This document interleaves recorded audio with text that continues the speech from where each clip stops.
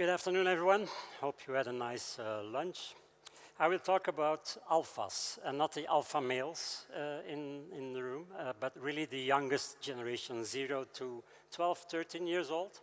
How many of you, if I can have some light in the room, how many of you are parents of Generation Alpha kids? That's a lot. Could you all stand up maybe after lunch, stand up? To have a better feeling of my segmentation, okay. How many of you are baby boomers, grandparents of Generation Alpha?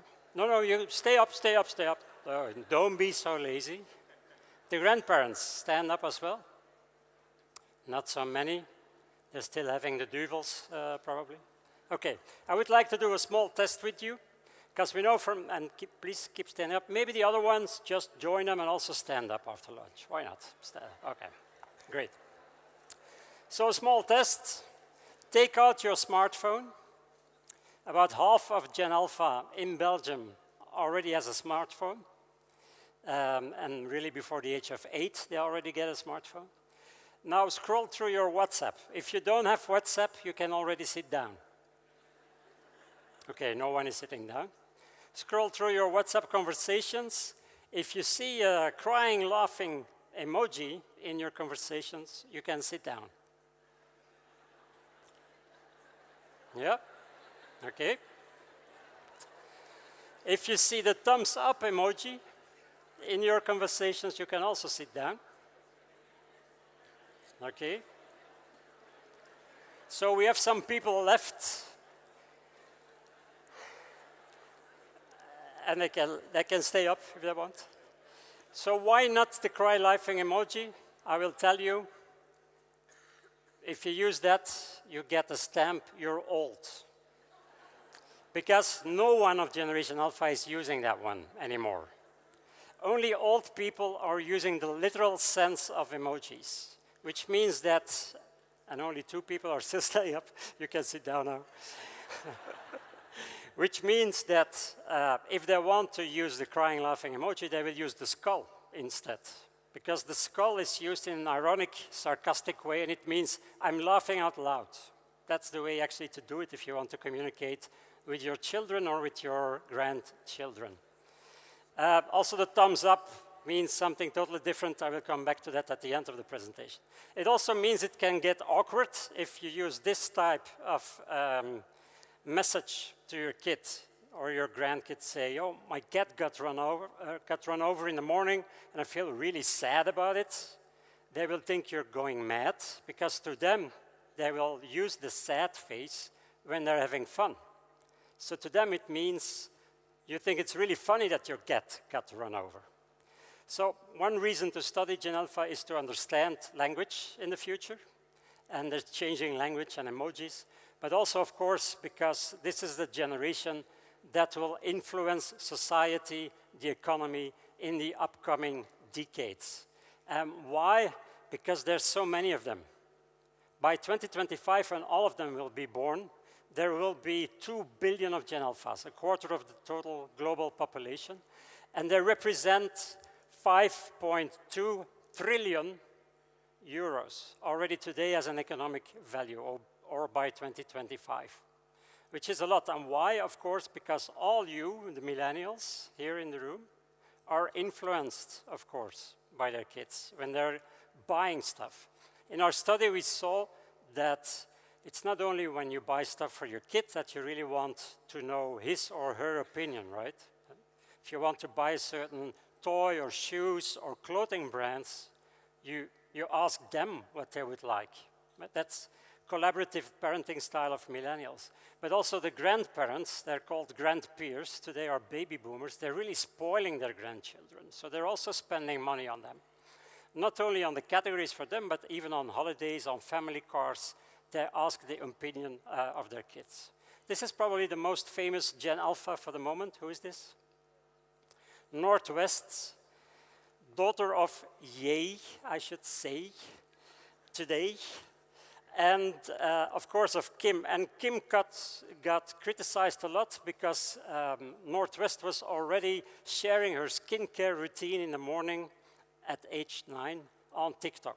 And Kim Kardashian got criticized about that, and the response of the momager, that was a new word to me, momager, was, I actually already filed trademarks for my daughter so that she can sell skincare lines and toys today.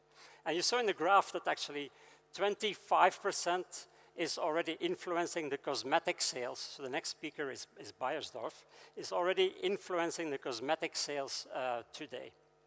And we have challenger brands, challenging Nivea and challenging L'Oreal, that are already targeting the Gen Alpha market with brands like JB Scrub, All Kind Jelly Wash, or Petite Skin, specifically targeting only Gen Alpha. So it really leads to a lot of new business as well. Not only when it comes to products, but also events. So here we have how many times do you take your kid to a certain spot, the horizontal axis, but also to what extent are they actually choosing where you're going to. And you can see, of course, Capitaine Winocchio Bergh concerts, for instance, in the AB Ancien Belgique in Brussels. They've been sold out 4 nights in a row or 4 days in a row for more than 6 months. Because we want our kids, our Gen Alpha, to have fun, and we want to have this bonding moment with our kids. But also if you're going to the grocery store, more than 60% in Belgium takes their kids to the grocery store. So guess who is filling the shopping cart? Not only the shopping cart, but also saying, oh, Mom, let's not go to Deleuze anymore. In Colruyt, we get a lot of more stuff to eat and to taste, and it's more fun. So let's go to Colruyt. So Gen Alpha is already defining where we are going to shop as well. If we look at innovations, the Institute of Food Technology just calculated that not less than 31% of all product innovation, and maybe Kurt from PepsiCo will talk about that, is all about snacks to kids or drinks to kids. And one of these innovations is actually co-founded by this girl. Who is this? Yes, Michelle Obama, former First Lady of the US. She invested in a healthy nutrition snack and drink brand for kids. And Michelle Obama is saying, actually, I have to do this, because if we want to make a positive change in society, the only way to do that is not rallying outside like we want more healthy nutrition for our kids. No, we should be part of the game. So she started a company to actually change the food business, to bring fruit juices that have 75% less sugar than an average fruit juice, but also giving back to society. 10% of the profits is going to health, nutrition, projects and research by being part of this industry. And remember, Gen Alpha are mini millennials. They're the kids of millennials. And to millennials, to most of you actually, the planet is really important. Sustainability is really important. So you want products that are better for the planet, better for society, but also better for your kids and for their health, because health is also a main issue. When we asked millennial parents in the Benelux, what do you talk about with your kids? What are the concerns you have? What do you want to address when talking to your kids? You can see that healthy nutrition is a #2 in the top conversations between millennial parents and their Gen Alpha kids, along with bullying, body positivity, also important in the cosmetics market. Think of Dove, Unilever brand. But #2 is really healthy nutrition. So this creates opportunities again for marketers. I'm sure you know that Lotus Bakeries invested in a factory in South Africa in 2019 to create fruit snacks, like the fruit rolls, because it's very hard to ask your kids to eat vegetables or eat fruit. So if you can do it in a healthy way, but a snackable way, and parents can give that with their kids when going to school, then, yeah, you're really scoring with millennial parents. So back in 2019, first factory in South Africa. Today, there's already 3 factories in South Africa because of this fastly growing market. We already talked about sustainability. And of course, Gen Alpha are really activists or kidivists that don't like their ice cream to melt, right? So that's a reason actually to act. If we asked parents, to what extent is your child asking you to use less water, to recycle waste, to save energy, these are the results for the total 4 to 14-year-olds. And of course, starting from the age of 8, they really are impacting this. Only 1/3 of parents of 8+, 8 to 14-year-olds in Belgium and the Netherlands says, my child is never saying something about the environment or is never influencing me on sustainable behavior. Actually, when we talk about the say-do gap, and I'm sure some other speakers will have talked about the say-do gap, like what people are saying they're doing for the environment and what they're doing themselves at home. The main way of addressing this say-do gap is by actually using Gen Alpha as ambassadors. And this is exactly what Procter & Gamble has done in this commercial. Dear Earthlings, I, Louisa, explorer of galaxies, officially declare your planet my home. As your leader, I have one demand. With every action, you will take care of it. Under my watchful eye, resource conservation is vital. Energy shall be used wisely. Earthlings, shut the door in 3, 2. My beautiful planet will be respected, which may require sacrifices. Sorry, Mom. With your cooperation, we can secure a prosperous future for us all. On my planet, which is mine. Yours truly, Louisa.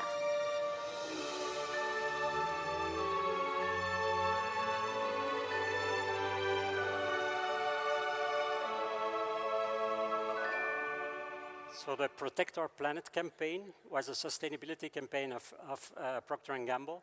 And we were lucky enough to do with Human8 to do the research for this campaign. What we noticed in the pre-test was that consumers actually bought it because it was very recognizable. It was their child giving comments on their behavior. So it was not like Procter & Gamble asks you to do something, it's your own children. And we want to protect the planet for the next generation. That is clear also for the less eco-actives. Another point in the pre-test was actually you're asking consumers to do something, but what are you doing yourself as a company, as a multinational? So they added at the end, as you could see in the spot, they added what their plans are on carbon neutrality in the coming years, and also on the website you could find more information. So Gen Alpha, we talked about the fact that they're influencing the sustainable behavior of everyone, millennials, but even their grandparents, but of course also influencing the buyer behavior and even driving innovations in food and beverage, in cosmetics, in travel, in luxury, etc. Now, we cannot talk about Generation Alpha without talking about their media behavior. And most of the time, it's the first thing you hear when you talk about new generations. Yeah, they were born, the first ones were born in 2010, when actually the iPad was also launched. So they were raised with swiping. Some of them can swipe before they can walk, or before they can say mama, for sure. If we looked at the favorite activities of Gen Alpha, to our positive surprise, and I was doing this research with Jeroen de Smet, my colleague, I hope he's here as well at Human8. We were surprised that the number 1 for Gen Alpha was still playing outside, and in the top 5 we also saw sports and arts and crafts, the one in bold. So that was the positive news. So kids still love to play outside. On the other hand, you can already see the other media in the top 10, like online videos on YouTube, video games, social media, and you also see the ice creams. So the older they get, the more these become really competitors for playing outside or for just having sports. So of course, media are quite important in their lives, and they're very media savvy. Many of them are also using media to get inspiration on what new products they would like to buy. For 4 to 7, it's often still a physical store, and my friends' peers are always number 1. You can also see TV ads, and my parents still have an influence, so that's great. Enjoy it while it lasts. But then you already see YouTube, even with 4 to 7-year-olds, 37% says, oh, I saw it on YouTube. And when they get older, of course, YouTube goes up, and parents are gone, sorry. And then the influencers are there, of course. Influencers on YouTube or on TikTok or on Instagram. And with the 12 to 14, they even say, oh, I just go to bol.com or amazon.com, and I buy it with the credit card of my parents. So that is the new generation. They do talk a lot about what they see in advertising. So if you're in advertising, that's good news. They still talk about advertising if they want something from their parents. But of course, advertising to them is often seen not only on TV, but also seen on YouTube. And this is the weekly usage of social media by our kids. And, you know, in the legal terms, it's only legal 13 plus to use social media. But if you look at this, like TikTok, 37% of 4 to 7-year-olds, they can only have an account when they're 13 years old. So, not sure what's happening here, but it's clear that social media are, of course, important. This means that marketing is changing as well. This, like a fruit juice brand in the US, and instead of saying as seen on TV, this actually says as seen on YouTube. And actually, the juices are co-created together with the most popular influencers on YouTube. For kids, Unspeakable, for instance, or Ninja Kids, they actually co-created these juices for the kids because they are the new celebrities. They are the new stars influencing their behavior. And YouTube is not only inspirational, giving their ideas on what to buy, but also aspirational. The typical question you ask to kids is, well, what do you want to become later on when you grow up, right? And 4 to 7, number one answer, positive news, policeman. I want to become a policeman. And number 5, influencer. And scientist and doctor and teacher are there, but you can see the results of the older kids. Their influencer and YouTuber or TikToker really becomes the number one dream profession. And can you blame them? Can you blame them? If you look at the top 10 best paid YouTubers today, 4 of them are their age, Gen Alphas. 4 of the top 10 YouTube stars are Gen Alphas, creating content for Gen Alphas and earning a lot of money for their parents maybe, and hopefully also for themselves. Now, it's not just about becoming an influencer. The idea of starting up your own company really resonates with our young generation. We already saw that with Gen Z, and we are seeing that even more with Gen Alpha. I mean, 44% of 4 to 14-year-olds says, entrepreneurship, that's really interesting to me. When I was young, I didn't even know what that meant. And I see one of my friends here, Wim, who was in the same school with me when we were young, Wim, and Wim was already selling me watches, I still remember. So to Wim, actually, a Gen Xer, entrepreneurship was really important to him as well. But to me, I was just the consumer. I was just buying from Wim back then. But today, entrepreneurship is really important. And again, that means as a brand, as marketers, we can do something with that. e.l.f. is a cosmetic brand, stands for eyes, lips, and face, simple. And they recently started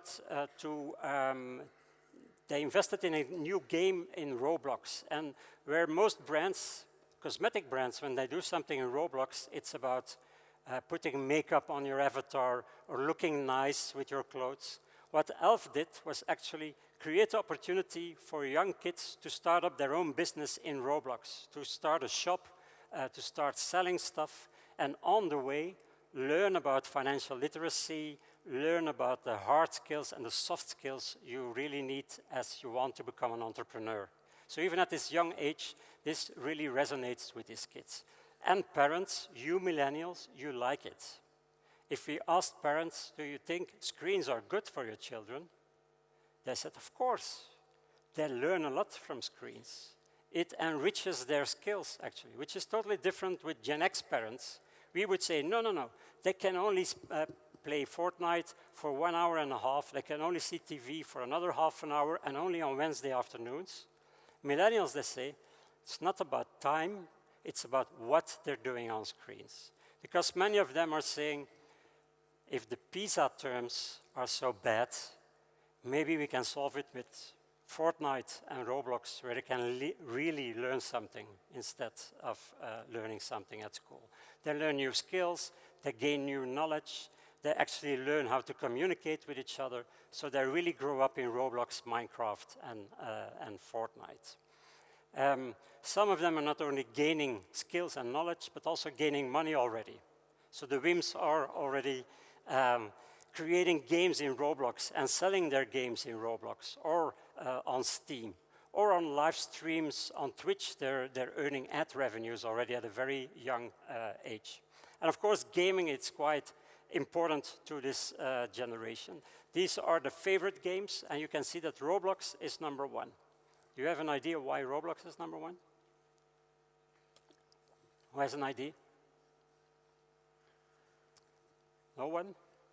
You have ideas. I can hear them buzzing in your brains, but I cannot see you. The reason is Roblox addresses both genders. Whereas Fortnite, for instance, and Minecraft is more tapping into the male, 50% of the Gen Alphas, Roblox has a diversity of different games that are also appealing to girls, which leads to the popularity of Roblox. And of course, all the kids like games. Again, as a brand, you should invest more in games. Some brands already understand it, like Coca-Cola with the Coca-Cola Creations. They created this Coca-Cola Bite, and there's a QR code on the limited edition drink. If you scan it, you can go to Fortnite Island and play a game that you can only play if you have the limited edition can with the QR code on it. Other examples, Kellogg's and Pringles work together with Minecraft, creating not only a packaging, but even the product was adapted to the Minecraft typical green blocks. And inside the package was a code, and you could redeem the code for Mine Coins, the currency in Minecraft, with which young people can buy stuff in Minecraft as well. So again, the link with entrepreneurship, with money. And when we talk to Gen Alpha, and we compare what boys are talking about to their friends with what girls are talking about to their friends, you can immediately see the difference. So how will I make money, for instance? Number 5 for the boys, it's not in the top of the girls, where the girls are more worried about what are others thinking of me, how do I look, and also my health, my physical health, but more important also for Gen Alphas, my mental health. And that's, of course, the counter side of social media and what it brings for many girls. It's also one of the things that Dove is really working on, this self-esteem.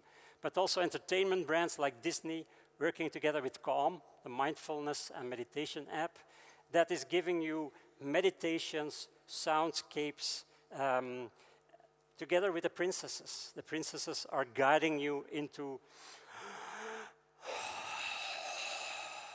Let's all do that.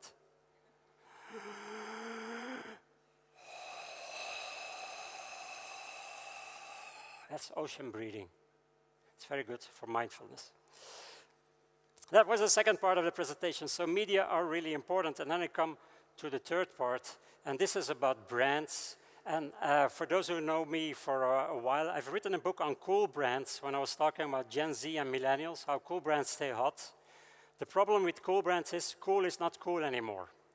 Gen Alphas are not only not using the crying, laughing emoji, but are not using the term cool because it's so uncool to say cool.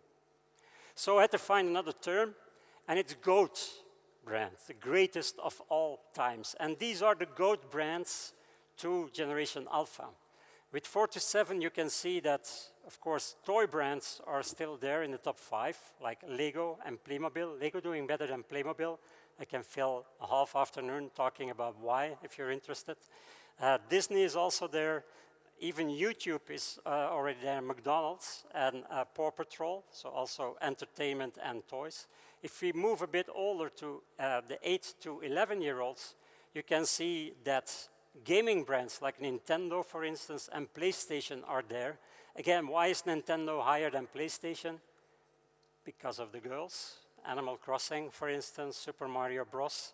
And then when we go one age group higher, you can see that there you have the social media. WhatsApp suddenly is there, Instagram is there, TikTok is there in their favorite brands, in their G.O.A.T brands, Coca-Cola as well. And then we also see tech brands like Apple already there and Google. but Adidas and Nike also become important at that certain moment in time. So if Byron Sharp would write a book on goat brands, he would probably call it How Brands Grace. So how do brands grace? You will probably, if you have listened to the rest of my presentation, what would you say? What is a way to make a brand more cool? Goat? You're still awake? You're still there? Yes? How to make a brand more goat? YouTube, influencers, trendy stuff, games. And that's true, we actually see that. And we cannot deny that these guys, Logan Paul and KSI, introduced a new product, and maybe Kurt, again, of PepsiCo will talk about that as well. And actually, we are able to create a company based on the fact that they're famous YouTubers and they create something that every young kid wants. Even in Belgium, it's not even legal in Belgium because the caffeine is too high. But still in certain night shops, you can find it. And kids are asking their moms, Mom, please, can you buy this for me? Because everyone wants this. So this trendiness, I'm working with influencers, 1.2 billion revenues in their second year. It's a startup. I mean, it's amazing. So yes, working with influencers, YouTube, very important, being on trend. But luckily, if we ask the kids, Gen Alpha in Belgium and the Netherlands, what brands are more GOAT to you? There's some other factors, like humor is very important, respect for others, inclusion and equality. So I was very happy to see this spot of a very old brand, 75-year-old brand, Calvé, in the Netherlands doing this campaign.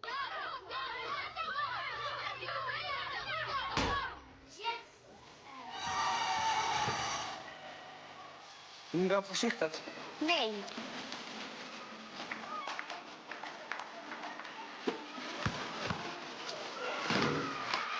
Ja, Esther. Jij kan ook echt alles, hè?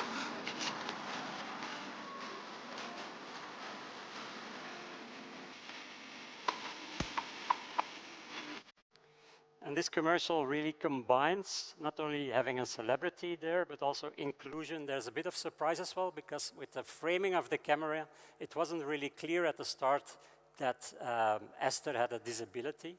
So very clever and a very nice way to actually address not only Gen Alphas, but also their parents. Talking about their parents, in this very last slide, I would like to have a word with you all, millennial parents or sharents. You're also called, because most of the parents are still sharing content on social media because they're so proud of their kids. And if we ask the sharents in our study, what do you worry about? They all say, I don't want my kids to share personal data and to share stuff of their lives on their social media. I'm really afraid that they're doing that. Okay, and then this summer, suddenly the Egg Crack Challenge became popular, with 94 million views, and many parents trying this out on their social media. Say, we're cooking eggs with Mom. Okay. All right. Oh, okay. Hold on. You hold this. Hold on. Hold it. Okay. Hold it? Yes, hold it. My egg. That is your eggs. Here, scoot this way just a little bit. Hold on. Okay, you ready? All right, Mama's gonna go first. Go first. Okay. Okay.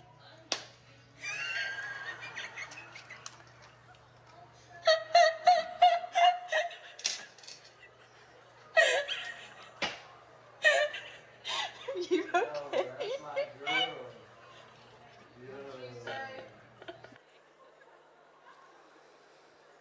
The Egg Crack Challenge, I have only one emoji for that, dear millennials.